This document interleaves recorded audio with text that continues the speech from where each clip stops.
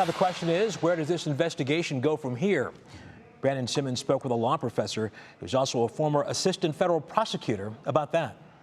Thus far, the government has recovered hundreds of documents with classified markings from former President Donald Trump since he left office. Some were handed over willingly, others seized during an FBI search earlier this month. Today, we got a glimpse at the affidavit that led to that search warrant, an early look at a document we normally wouldn't have access to this soon, according to CWRU law professor Kevin McMonigle.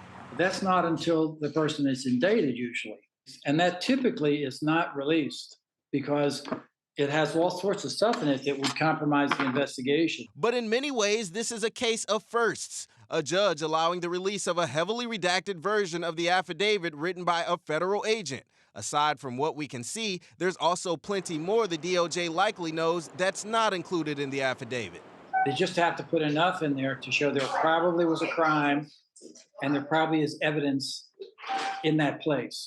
And indeed, FBI investigators did find more sensitive documents during their search, including sets of material marked classified. Many law experts believe it's enough to bring charges. Having seized the documents, it's a pretty open and shut case. The question is, will charges actually come? The Department of Justice has to decide, are they going to prosecute a former president? And there's a lot of debate both about whether or not that should happen and whether it will happen.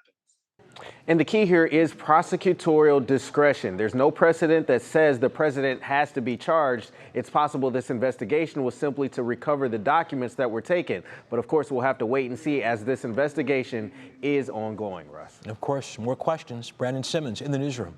Thank you.